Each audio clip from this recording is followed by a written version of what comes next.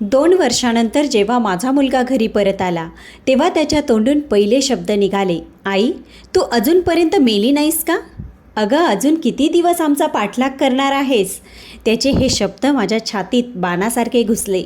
एका क्षणासाठी असे वाटले की माझा श्वासच थांबला आहे. पण त्याच्या मनात एवढीच चिंता नव्हती. त्याच्या हेतूंमध्ये फसवणूकसुद्धा दडलेली होती.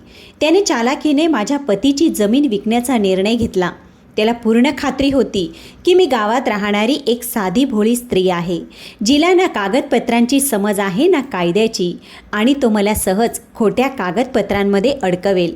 पण त्याने एक फार मोठी चूक केली होती. त्याने एका आईला कमजोर समजलं होतं. ज्या दिवशी मला त्याच्या या फसवणुकीचं सत्य समजलं त्या दिवशी मी आतून पूर्णपणे कोसळले होते.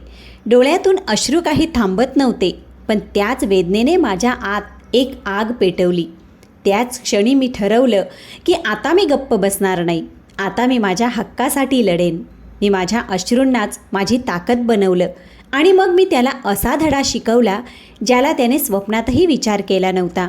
ही फक्त एका मुलाच्या फसवणुकीची गोष्ट नाही. ही एका आईच्या वेदनेची, तिच्या स्वाभिमानाची, पुन्हा उभ्या राहण्याची गोष्ट आहे, जी कदाचित दुसऱ्या कोणाच्या आयुष्यातही धैर्याचा एक नवा प्रकाश निर्माण करू शकतं. माझं नाव जानकाताई. महाराष्ट्रातल्या एका छोट्या गावात माझं संपूर्ण आयुष्य गेलं.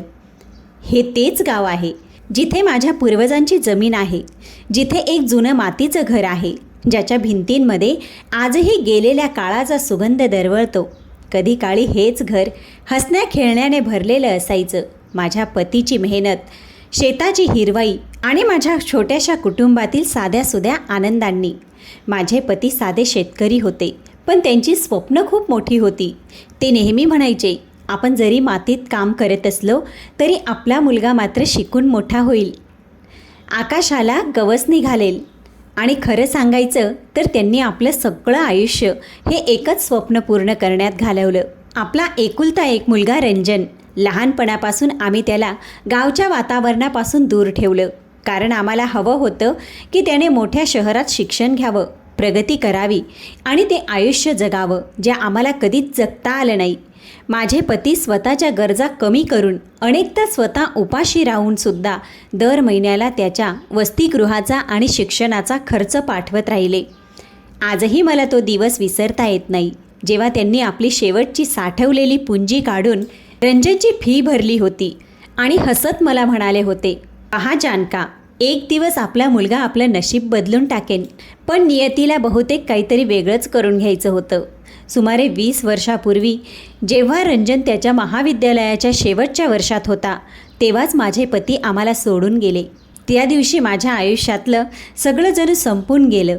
फक्त माझ्या जीवनसाथीची साथच सुटली नाही, तर घराच्या उत्पन्नाचा एकमेव आधारसुद्धा निघून गेला.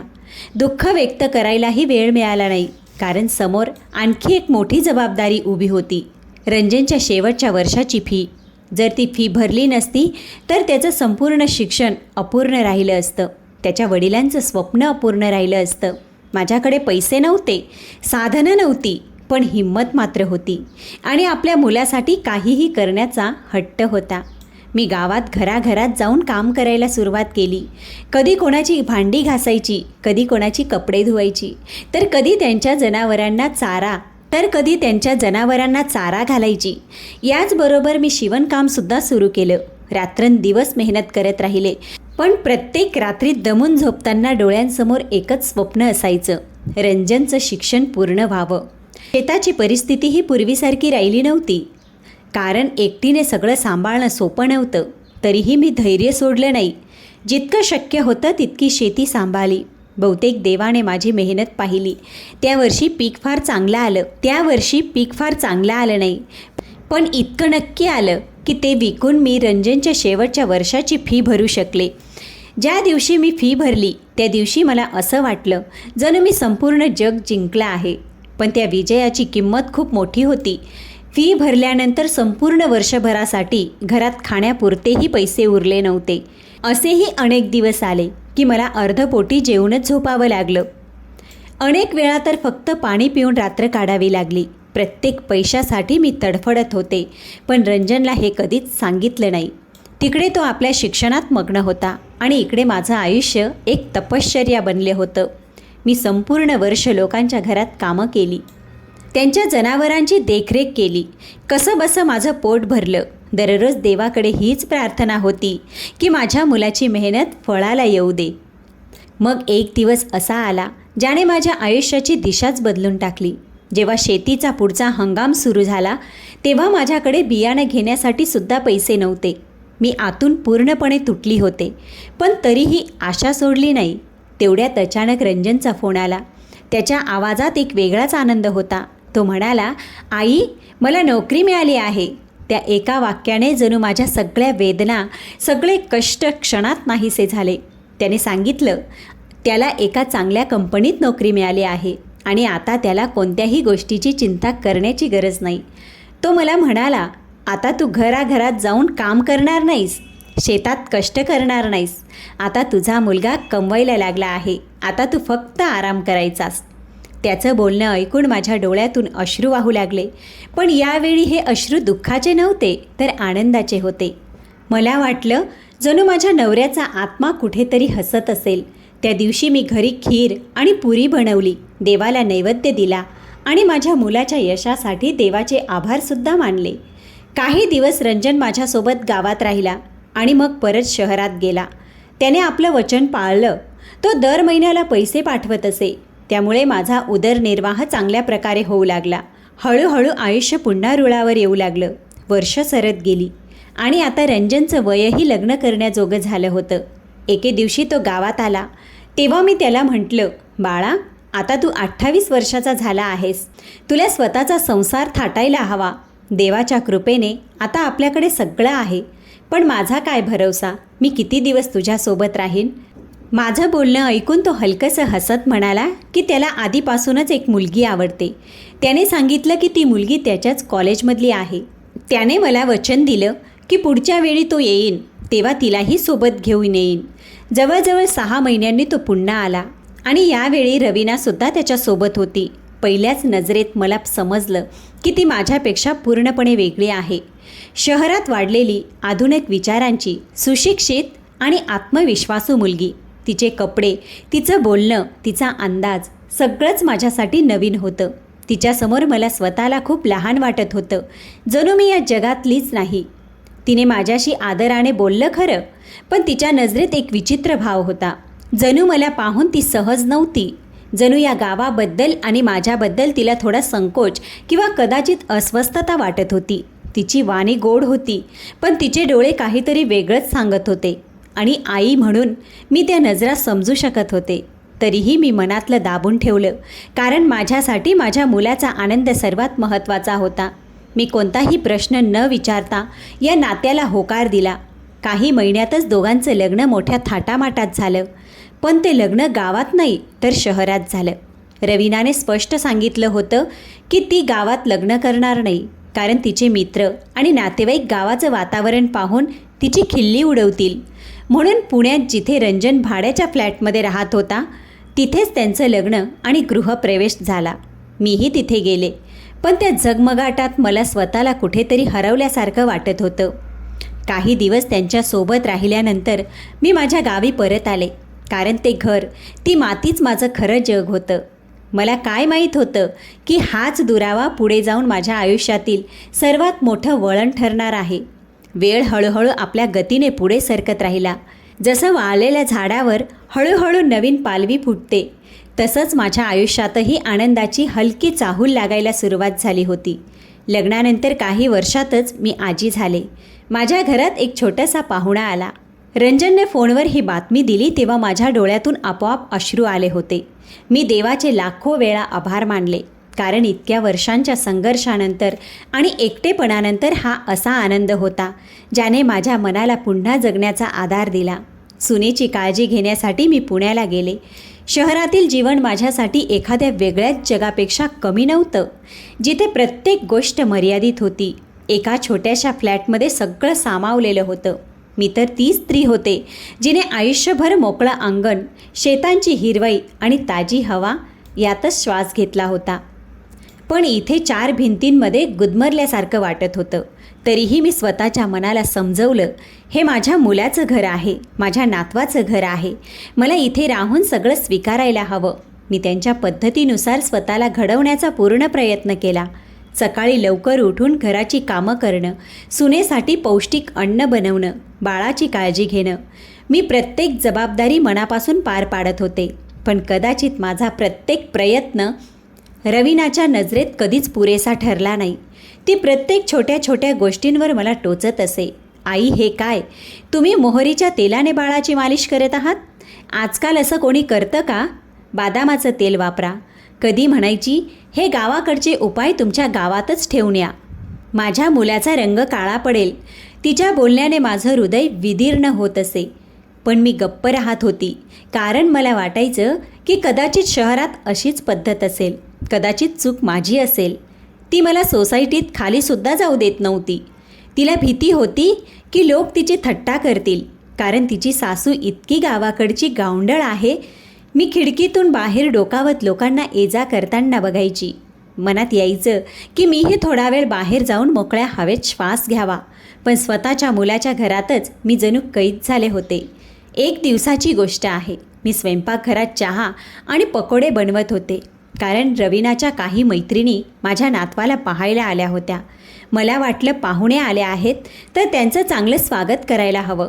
मी ट्रेमध्ये चहा आणि पकोडे मांडले, चेहऱ्यावर हलकीशी स्मित आणली आणि बाहेर जाऊन सगळ्यांसमोर ठेवले. मी वाकून नमस्कारसुद्धा केला, पण त्यांच्या चेहऱ्यावरचे भाव पाहून मी आतून हादरले. त्या मला अशा नजरेने पाहत होत्या जणू मी माणूस नसून एखाद्या वेगळ्या जगातील विचित्र वस्तू आहे. मी शांतपणे परत स्वयंपाकघरात आले, पण माझे कान बाहेरचे प्रत्येक शब्द ऐकत होते. तेव्हाच एका मैत्रिणीने हसत विचारलं, रवीना, ही कोण आहे ग? किती विचित्र दिसते. आणि हे कपडे? माझ्या हृदयाची धडधड जणू थांबली. मी श्वास रोखून उभी होते की आता रवीना काय उत्तर देईल. पण जे मी ऐकलं त्याने मला पूर्णपणे मोडून टाकलं. रवीनाने क्षणाचाही विचार न करता म्हटलं, अगं, ही आमच्या गावाहून आलेली नोकराणी आहे. रंजनने माझी काळजी घेण्यासाठी तिला बोलावलं आहे. अजून काही आठवड्यात ती निघून जाईल. हे ऐकताच माझ्या पायाखालची जमीनच सरकली. ज्या सुनेला मी माझी मुलगी समजण्याचा प्रयत्न केला, तिने मला स्वतःची नोकराणी म्हटलं, तेही तिच्या मैत्रिणींसमोर. तेव्हाच दुसरी मैत्रीण हसत म्हणाली, किमान नोकर तरी आपल्या स्टँडर्डचा ठेवायचा. हिला पाहिलं की रस्त्यावर कचरा उचलणाऱ्यांपेक्षाही वाईट वाटतं. आणि मग सगळ्या मोठमोठ्याने हसायला लागल्या. त्या हसण्याचा आवाज माझ्या हृदयात खिळ्यासारखा टोचत होता. मी आत उभी राहून रडत होते, पण आवाज बाहेर जाऊ देत नव्हते. जर तुम्ही माझं हे दुःख आणि वेदना समजू शकत असाल तर तुमचं मत कॉमेंटमध्ये लिहायला विसरू नका. रवीनाचं असं वागणं योग्य आहे का? जर ही कथा तुमच्या मनाला भिडली असेल तर लाईक अवश्य करा, सबस्क्राईब करा आणि हाईप करायला विसरू नका. कहाणी इथंच संपत नाही. त्या दिवसानंतर माझं मन तिथे अजिबात रमत नव्हतं. प्रत्येक क्षणी असं वाटायचं की जणू मी तिथे एखाद्या ओझ्यासारखी राहत आहे. काहीच दिवसांनी रवीनाने स्वतः रंजनला सांगितलं, आईंना परत गावाला सोडू नये. तसंही त्यांचं इथं मन लागत नाही. आणि रंजनने कधी काळी माझ्यासाठी जगाशी लढण्याची शपथ घेतली होती. त्याने काहीही न बोलता तिचं म्हणणं मान्य केलं. मी शांतपणे माझं सामान बांधलं आणि परत माझ्या गावाला आले. विचित्र गोष्ट अशी होती की ज्या घरात माझा जन्म झाला, मी वाढले, तेच आता मला समाधान देत होतं. आणि ज्या घराला मी माझं समजलं होतं तिथे मी परकी झाले होते. वेळ पुढे सरकत राहिला, पण आता माझ्या मनात एक पोकळी कायमची घर करून बसली होती. काही वर्षांनी एके दिवशी रंजनचा फोन आला. त्याने सांगितलं की तो शहरात एक मोठं घर घेण्याचा विचार करत आहे. त्याच्या आवाजात उत्साह होता आणि मलाही आनंद झाला. मी म्हणाले, ही तर खूपच आनंदाची गोष्ट आहे बाळा. स्वतःचं घर असण्याचं समाधान काही वेगळंच असतं. इतक्या वर्षाच्या मेहनतीनंतर जर त्याला स्वतःचं घर घ्यायचं होतं तर मला अभिमानच वाटत होता. पण त्यानंतर त्याने जे सांगितलं त्याने मला विचारात पाडलं. तो म्हणाला, आई, घर तर मी घेऊ शकतो, पण थोडे पैसे कमी पडत आहेत. तुझ्याकडे काही असतील तर तू मला मदत करू शकतेस का? मी नंतर हळूहळू परत देईन. त्याचं बोलणं ऐकून मी काही क्षण शांत राहिले. माझ्याकडे सांगण्यासारखं काहीच नव्हतं, कारण माझ्याकडे देण्यासाठी सुद्धा काही नव्हतं. मी हळूच म्हणाले, बाळा, तुला तर माहीत आहे माझ्याकडे कोणतीही साठवणूक नाही. जे काही होतं ते तुझ्या शिक्षणावर खर्च झालं. आता फक्त शेती आहे, तीही मी इतरांना कसण्यासाठी दिली आहे. त्यातून जे थोडंफार मिळतं आणि तू जे पाठवतोस त्यावरच माझा उदरनिर्वाह चालतो. माझं बोलणं ऐकून त्याने काही बोलला नाही आणि फोन ठेवून दिला. मला वाटलं कदाचित तिथेच विषय संपला, पण पुढच्याच आठवड्यात माझ्या घरासमोर एक गाडी येऊन थांबली. मी आश्चर्यचकित झाले. त्यात रंजन, रवीना आणि माझा नातू अवी बसला होता. लग्नाच्या 8 वर्षानंतर प्रथमच रवीना गावात आली होती. माझ्या मनात क्षणभर प्रश्न आला, अचानक का? पण नातवाला पाहताच मी सगळं विसरून गेले. मी त्याला मांडीवर उचललं, खूप प्रेम केलं आणि आनंदाने सगळ्यांना घरात बोलवलं. त्यांच्या स्वागतासाठी माझ्याकडून जे काही शक्य होतं ते सगळं केलं. रात्री चुलीवर गरमागरम पुरी, बटाट्याची भाजी आणि शेवया बनवल्या. अवी संपूर्ण अंगणात धावत खेळत होता. त्याच्या हसण्याने माझं घर दुमदुमून गेलं होतं. पण रवीनाच्या डोळ्यात आजही तेच भाव होते, उपेक्षा, दुरावा आणि एक विचित्र अहंकार. रात्री सगळे झोपले, पण मला काही झोप येत नव्हती. मनात एक अनामिक भीती होती. सकाळी मी चुलीवर पोळ्या भाजत होते. तेवढ्यात रंजन माझ्याजवळ आला आणि म्हणाला, आई, मी तुला सांगितलं होतं ना की मला घर घेण्यासाठी पैशांची गरज आहे. मी हात झटकत म्हणाले, हो बाळा, आणि मीही तुला सांगितलं होतं की माझ्याकडे पैसे नाहीत. तेव्हा तो म्हणाला, पैसे नाही पण जमीन तर आहे. तू गावाची जमीन विकून टाक, त्यातून इतके पैसे मिळतील की मी घराचं डाऊन पेमेंट करू शकेन. उरलेले मी माझ्या पगारातून EMI भरत जाईन. त्यांचं बोलणं ऐकून जणू माझ्या शरीरातून प्राणच निघून गेले.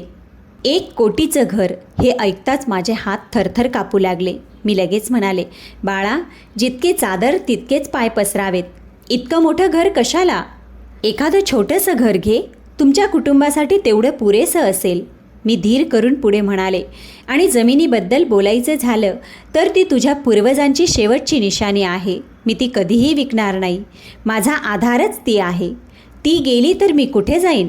माझं बोलणं ऐकून रंजनचा चेहरा कठोर झाला. तो म्हणाला, आई, जमीन जुमला मुलांच्या उपयोगी यावा म्हणूनच असतो. जर तो मुलांच्याच उपयोगी आला नाही तर अशा जमिनीचा काय उपयोग? आणि तू आमच्यासोबत शहरात येऊन राहा. आपण मोठं घर घेऊ. तूही आमच्यासोबत राहशील. त्याचं बोलणं ऐकताच मला ते सगळे दिवस आठवले. मी त्याच्यासोबत शहरात राहिले होते. रवीनाचं वागणं, तिचं बोलणं, तिच्या नजरा, सगळं माझ्यासमोर उभं राहिलं. मी स्पष्ट शब्दात म्हणाले, नाही बाळा, मी आयुष्यभर गावाच्या हवेत श्वास घेतला आहे. मी कुठेही जाणार नाही. तू तुझ्या बचतीनुसार छोटंसं घर घे. माझं बोलणं ऐकताच रवीना, जी आत्तापर्यंत शांतपणे सगळं ऐकत होती, अचानक भडकली. ती रागाने म्हणाली, पाहिलंस, मी आधीच सांगितलं होतं की आईंना आमची काहीच काळजी नाही. तुलाच आशा होती की या आल्या आल्या जमिनीचे कागद तुझ्या हातात ठेवतील. पण बघ, यांनी काही दिलं नाही. वरून सल्ला देत आहेत की छोट्या घरात राहा. काय आम्ही आयुष्यभर एका छोट्याशा डब्यासारख्या घरात राहायचं? आमचंही मोठ्या घरात राहण्याचं स्वप्न आहे, पण या काय समजणार? यांनी तर संपूर्ण आयुष्य एका झोपडीतच काढलं आहे. तिचे शब्द माझ्या हृदयाला टोचत होते. पण यावेळी मी गप्प राहण्याऐवजी माझ्या मनात उठणाऱ्या वेदना जाणवून दिल्या. कारण आता प्रश्न फक्त अपमानाचा नव्हता, तर माझ्या अस्तित्वाचा, माझ्या जमिनीचा आणि माझ्या ओळखीचा होता. त्या दिवशी मी प्रथमच माझा आवाज उंचावला. अनेक वर्षापासून माझ्या मनात कुठेतरी दडून राहिलेले शब्द अचानक जणू ज्वालामुखीसारखे उसळून बाहेर आले. मी स्पष्टपणे सांगितलं, मी जरी माझं संपूर्ण आयुष्य एका छोट्याशा झोपडीत घालवलं असलं तरी मी कधीही माझ्या कुवती पलीकडे जाण्याचा प्रयत्न केला नाही. तुझ्या वडिलांनी मला जितक्या सुविधा दिल्या त्यातच मी स्वतःला जुळवून घेतलं, त्यातच आनंदी राहायला शिकले आणि पुढेही त्यातच आनंदी राहीन. तू तुझ्या ऐपतीनुसार जितकं करू शकतोस तितकंच कर. तुला कोणी अडवलेलं नाही. पण माझ्याकडून कोणतीही अपेक्षा ठेवू नकोस, कारण माझ्याकडे जे काही होतं ते सगळं मी तुझ्यावरच खर्च केलं आहे. आता ही जमीनच तुझ्या वडिलांची शेवटची निशाणी आहे आणि मी जिवंत असेपर्यंत ती तुला कधीच मिळणार नाही. हे माझं बोलणं ऐकून रवीना आणि रंजनचे चेहरे रागाने लाल झाले. त्यांना कदाचित अपेक्षा नव्हती की मी अशा प्रकारे त्यांच्यासमोर ठामपणे उभी राहीन. काहीही न बोलता, मागे वळून न पाहता ते दोघे त्याच दिवशी शहरात परत निघून गेले. त्यांच्या गेल्यानंतर घर पुन्हा आधीसारखंच ओसाड झालं, पण यावेळी ती शांतता अधिकच जड होती. काळ हळूहळू पुढे सरकत गेला. 1 महिना, मग 2 महिने आणि पाहता पाहता पूर्ण 2 वर्ष. ना रंजन कधी परतला ना त्याचा एकही फोन आला. सुरुवातीला प्रत्येक चाहुलीला मी दचकत असे. प्रत्येक वेळी वाटायचं कदाचित दारात तोच असेल, कदाचित त्याला त्याची चूक उमगली असेल. मी विचार करत असायची की आई मुलामध्ये थोडाफार राग रुसवा होतच असतो. काळाबरोबर सगळं ठीक होतं, पण जसजसे दिवस पुढे जात गेले तसतशा माझ्या आशाही हळूहळू संपत गेल्या. आता मला स्पष्ट समजू लागलं होतं की तो इथे फक्त त्या जमिनीसाठी आला होता जी मी त्याला देण्यास नकार दिला. आणि जेव्हा त्याला खात्री झाली की आता त्याला माझ्याकडून काही मिळणार नाही, तेव्हा त्याने नातंच तोडणं योग्य समजलं. जवळपास 2 वर्षांनी एका संध्याकाळी सूर्य मावळत होता आणि आकाशात हलकीशी लालिमा पसरली होती. मी स्वतःसाठी जेवण बनवण्याची तयारी करत होते, तेव्हाच अचानक दाराशी कोणाच्या पावलांचा आवाज आला. माझ्या वृद्ध धुसर डोळ्यांनी जसं दाराकडे पाहिलं तसं समोर रंजन उभा होता. पण हा तो रंजन नव्हता ज्याला मी ओळखत होते. त्याच्या हातात काही कागदांची फाईल होती आणि चेहऱ्यावर एक विचित्र कठोरपणा होता. त्याने मला पाहताच ना माझ्या पाया पडला ना माझी विचारपूस केली. त्याच्या तोंडून निघालेलं पहिलंच वाक्य माझ्या हृदयाला चिरून गेलं. आई, तू अजून जिवंत आहेस? मला तर वाटलं होतं की आत्तापर्यंत तू मेलीसुद्धा असशील, पण तू कोणत्या मातीची बनलेली आहेस कोण जाणे. कंबर वाकली आहे, शरीर अशक्त झालं आहे, पण श्वास अजूनही अडकून आहे. हे ऐकून असं वाटलं जणू कुणीतरी माझ्या छातीवर एक जड दगड ठेवला आहे. एका आईसाठी यापेक्षा मोठा अपमान कोणता असू शकतो की तिचाच मुलगा तिच्या मृत्यूची इच्छा करतो. मी काही क्षण पूर्णपणे शांत राहिले, मग स्वतःला सावरत फक्त एवढंच विचारू शकले, आता इथे कशासाठी आला आहेस? त्याने थंड आणि कोरड्या स्वरात उत्तर दिलं, मी जमिनीचा व्यवहार ठरवला आहे. उद्या मी ती खरेदी करायला जमीन दाखवणारा आणणार आहे आणि काही दिवसातच व्यवहार पूर्ण होईल. पैसे घेऊन मी परत शहरात जाईन. तुझ्याकडे अजूनसुद्धा संधी आहे. तुला हवं असेल तर माझ्यासोबत येऊ शकतेस. त्याचं बोलणं ऐकून माझ्या मनात जणू वीजच चमकली. मी लगेच म्हणाले, हे कसं शक्य आहे? तू जमीन कशी विकू शकतोस जेव्हा ती तुझ्या नावावरच नाही? यावर तो हलकसं हसला, जणू त्याला माझ्या अवस्थेची दया येत होती आणि त्याची थट्टाही वाटत होती. आई, तू आता म्हातारी झाली आहेस. तुझी स्मरणशक्तीसुद्धा कमी झाली आहेस. ती जमीन बाबांनी माझ्या नावावर केली आहे. हे बघ तिचे कागद. आत्ताच तलाट्याकडून घेऊन आलो आहे. वाटले तुला सांगावं आणि तुझा निर्णय बदलण्यासाठी शेवटची एक संधी द्यावी. त्याचं बोलणं ऐकून माझं हृदय जोरजोराने धडकू लागलं. मी मनात विचार करू लागले, नाही, असं होऊ शकत नाही. तुझे वडील मला न सांगता असा कोणताही निर्णय घेऊ शकत नाही. रंजन निघताना पुन्हा म्हणाला, ही तुझी शेवटची रात्र आहे. नीट विचार कर, नाहीतर काही दिवसात जमीन विकली जाईल आणि तू या झोपडीत पडून पडून उपाशी मरशील. तो गेल्यानंतर मी बराच वेळ तिथेच उभी राहिले, जणू माझ्या पायात ताकदच उरली नव्हती. मला समजत नव्हतं की खरं काय आहे आणि खोटं काय आहे. मग हळूहळू मी माझ्या अंधाऱ्या खोलीत गेले आणि तो जुना पेटारा उघडला, ज्यात मी अनेक वर्षांपासून लाल कापडात बांधून काही कागद जपून ठेवले होते. थरथरणाऱ्या हातांनी जेव्हा मी ती फाईल उघडली आणि नीट पाहिलं, तेव्हा माझ्या डोळ्यात अश्रू आले. हे तेच खरे जमिनीचे कागद होते जे माझ्या पतीने त्यांच्या शेवटच्या वसियत पत्रात माझ्या नावावर केले होते. आता मला पूर्ण खात्री झाली होती, रंजनकडे असलेले कागद बनावटी आहेत आणि तो काहीतरी करून अधिकाऱ्यांना पैसे देऊन माझ्याकडून ही जमीन हिसकावून घेऊ इच्छितो. त्याच क्षणी मी मनोमन ठरवलं की मी असं होऊ देणार नाही. यासाठी मला कितीही लढावं लागलं तरी चालेल.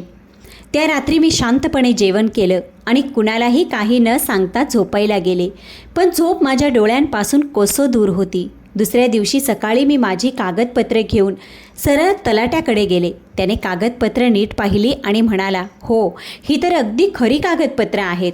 यानुसार ही जमीन पूर्णपणे तुमच्या नावावर आहे आणि तुमचा मुलगा तुमच्या परवानगीशिवाय ती विकू शकत नाही. हे ऐकताच माझ्या डोळ्यात आशेचा एक नवा किरण जागा झाला. त्याचवेळी मला समजलं की रंजन एका शहरातल्या माणसाला जमीन दाखवणार आहे. मी लगेच तलाठी आणि गावातील काही लोकांसह तिथे पोचले. मला पाहताच रंजनच्या चेहऱ्याचा रंग उडाला, पण तरीही तो स्वतःला सावरत म्हणाला, आई, आता कशाला तमाशा करायला आली आहेस, तेही सगळ्या गावासोबत? तलाठी साहेब, मी तर तुम्हाला सगळं सांगितलं होतं, आपल्यात तर बोलणं झालंच होतं. तेव्हा तलाठी कडक आवाजात म्हणाले, पहा, तुम्ही आम्हाला जी कागदपत्रं दाखवली होती ती बनावटी आहेत. खरी कागदपत्रं तुमच्या आईकडे आहेत, ज्यानुसार ही जमीन पूर्णपणे त्यांच्या नावावर आहे. त्यांच्या इच्छेशिवाय तुम्ही ती विकू शकत नाही. जर तुम्ही तसं करण्याचा प्रयत्न केलात तर ते बेकायदेशीर ठरेल आणि तुम्हाला तुरुंगवासही होऊ शकतो. त्यामुळे सध्या या जमिनीच्या व्यवहारावर स्थगिती घालण्यात येते.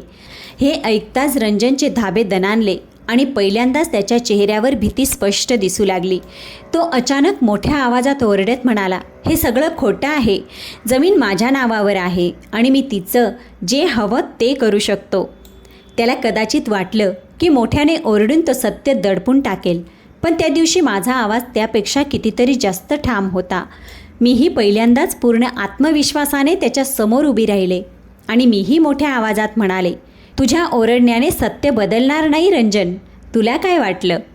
बनावटी कागदपत्र दाखवून तू मला मूर्ख बनवशील. मी गावात राहिलेली आहे, पण इतकीही अडाणी नाही की जमीन आणि कागदपत्रांचं महत्त्व समजू शकणार नाही. मी तुला आधीही सांगितलं आहे की ही जमीन मी जिवंत असेपर्यंत विकू देणार नाही. आणि ऐक, आधी मी विचार करत होते की माझ्या मृत्यूनंतर हे सगळं तुला मिळेल, पण आता माझ्या मृत्यूनंतरही तुला काहीच मिळणार नाही. मी ही माझी जमीन एखाद्या ट्रस्टला दान करून टाकेन, पण तुला देणार नाही, कारण तू तुझ्या वडिलांच्या वारशाची जपवणूक करण्यास पात्र नाहीस. माझ्या शब्दात अनेक वर्षांचं दुःख, अपमान आणि सत्य एकाच वेळी बाहेर पडत होते. मी न थांबता पुढे म्हणाले, शहरात स्वतःचं घर बांधण्यासाठी तू स्वतःच्या वडिलांची शेवटची निशाणी विकायला निघायला आहेस? आणि त्यातूनही मोठी लाजिरवाणी गोष्ट म्हणजे तू स्वतःच्या आईच्या मृत्यूची वाट पाहत आहेस, किंबहुना तिच्यासाठी मनोमन प्रार्थनासुद्धा करत आहेस.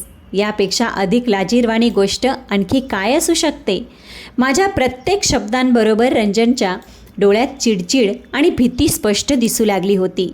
मी शेवटचा कठोर इशारा देत म्हणाले, आता इथून निघून जा आणि पुन्हा कधीही या घरात पाऊल ठेवू नकोस. मी माझं संपूर्ण आयुष्य एकटीने घालवलं आहे आणि पुढेही एकटीनेच राहीन. मला तुझ्या आधाराची काही गरज नाही आणि पुढच्या वेळी जर तू बनावटी कागदपत्र घेऊन आलास आणि मला घाबरवण्याचा प्रयत्न केलास तर लक्षात ठेव, सरळ तुरुंगात जावं लागेल. माझं हे ऐकून तो पूर्णपणे गप्प झाला. त्याच्याकडे आता बोलण्यासाठी काहीच उरलं नव्हतं. गावातील लोकही माझ्या बाजूने उभे होते आणि त्यांच्या उपस्थितीत तो काही करू शकत नव्हता. एक शब्दही न बोलता तो तिथून निघून गेला. त्या दिवशी फक्त एकाच जमिनीचा व्यवहार थांबला नाही, तर आई आणि मुलामधलं नातंही कायमचं तुटून गेलं. मी ती खरी कागदपत्र छातीशी घट्ट धरून हळूहळू माझ्या जुन्या छोट्याशा घरात परत आले. त्या दिवशी माझ्या मनातली शेवटची आशासुद्धा तुटून गेली. ती आशा की माझा मुलगा कधीतरी परत येईन, कधीतरी स्वतःची चूक समजून घेईन. मी माझा एकटेपणा स्वीकारला होता. स्वतःला समजावलं होतं की आता हीच माझी जिंदगी आहे. एक ओसाड घर, काही आठवणी आणि एक लांब प्रतीक्षा जी आता संपली होती. वेळ पुन्हा आपल्या गतीने पुढे सरकू लागला.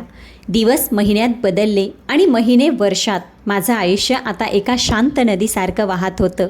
कोणतीही आशा नाही, कोणताही गोंधळ नाही. पण एके दिवशी अचानक पुन्हा माझ्या दारावर टकटक झाली. मी हळूहळू जाऊन दार उघडलं. समोर 15 ते 16 वर्षाचा एक मुलगा उभा होता. त्याचा चेहरा काहीसा ओळखीचा वाटला, पण मी त्याला लगेच ओळखू शकले नाही. तो माझ्याजवळ आला. वाकून त्याने माझे पाय स्पर्श केले आणि म्हणाला, आजी, मला ओळखलं नाही का? त्याचा आवाज ऐकताच जणू माझ्या हृदयाची धडधड थांबली. तो दुसरा कुणी नव्हता, तो माझा नातू अवी होता. त्याला पाहताच माझ्या डोळ्यातून आनंदाश्रू वाहू लागले. कित्येक वर्षाचा एकटेपणा जो मी मनात दाबून ठेवला होता तो एका क्षणात जणू वितळून गेला. मी त्याला घट्ट मिठी मारली.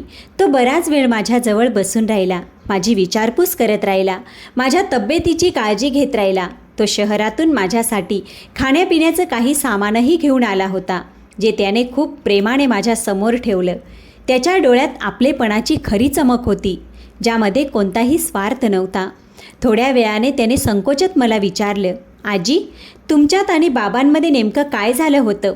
त्याचा हा प्रश्न ऐकल्यावर मी काही वेळ शांत राहिले. पण मग मी त्याला सगळं खरं सांगितलं. माझं बोलणं ऐकताच त्याचेही डोळे पाणावले. त्याने हळूच म्हटलं, मला आधीपासूनच वाटलं होतं की बाबा इथे फक्त जमिनीसाठी आले असतील. पण त्यांनी आम्हाला हेच सांगितलं की तुम्हाला आमच्यासोबत यायचे नाही. तुम्ही स्वार्थी आहात आणि एकटंच राहू इच्छिता. पण माझं मन त्यांच्या बोलण्यावर विश्वास ठेवायला तयार नव्हतं. म्हणूनच मी त्यांच्या विरोधात जाऊन तुम्हाला भेटायला आलो, जेणेकरून खरं काय आहे ते समजू शकेन. त्यांचं बोलणं ऐकून माझं मन भरून आलं. तो पुढे म्हणाला, आता मी तिथे परत जाणार नाही आजी, मी तुमच्याजवळच राहीन. मी त्याच्या डोक्यावर प्रेमाने हात ठेवला आणि म्हटलं, बाळा, असं म्हणायचं नसतं. ते तुझे आई बाबा आहेत. त्यांना तुझ्या भविष्याची काळजी आहे. तुला तिथे जी चांगली शिक्षणाची आणि आयुष्याची संधी मिळू शकते ती इथे मिळणार नाही बाळा. जर तू इथे राहिलास तर तुझं आयुष्य बिघडेल. तू मला भेटायला येत राहा, मलाही आधार मिळत राहील. पण आपल्या आईवडिलांना सोडू नकोस. माझं बोलणं ऐकून तो समजून गेला. काही दिवस तो माझ्यासोबत राहिला. माझ्यासाठी घरातील छोटी मोठी कामंसुद्धा करायचा आणि मग परत शहरात गेला. पण आता तो पूर्वीसारखा राहिला नव्हता. आता तो दर काही महिन्यांनी मला भेटायला येत राहायचा. त्याच्या डोळ्यात ना जमिनीचा लोभ होता ना संपत्तीची इच्छा. फक्त आपल्या आजीसाठी खरं प्रेम आणि आपलेपणा होता. मला याचं समाधान होतं की एक नातं तुटलं, पण दुसरं नातं मनापासून आणखी मजबूत झालं. कोणालाही न सांगता मी माझी सगळी जमीन वसियत पत्रात अवीच्या नावावर केली, जेणेकरून माझ्या जाण्यानंतर त्याला त्याच्या आजीचा हा वारसा मिळू शकेल. अवीने कधीही माझ्याकडे जमिनीबद्दल एक शब्दसुद्धा विचारला नाही. पण त्याने आपल्या वागणुकीतून हे सिद्ध केलं होतं की हा वारसा सांभाळण्यास तो पात्र आहे, आपल्या वडिलांपेक्षा जास्त. आता जेव्हा जेव्हा तो येतो तेव्हा माझं ओसाड घर पुन्हा जिवंत होतं. आता माझं वृद्धपण मला जड वाटत नाही. कदाचित देवाने माझ्याकडून एक नातं हिरावून घेऊन मला दुसरं एक नातं दिलं, जे लोभावर नाही तर खऱ्या मनाने जोडलेलं आहे. तर प्रेक्षक मित्रांनो, आता तुम्हीच सांगा, मी बरोबर केलं का? तुमचे मत कॉमेंटमध्ये मांडायला विसरू नका. आणि तुमच्या वृद्धत्वाचा काय अनुभव आहे तो सुद्धा आमच्याबरोबर शेअर करायला विसरू नका. चला तर भेटूया पुढच्या कथेसोबत.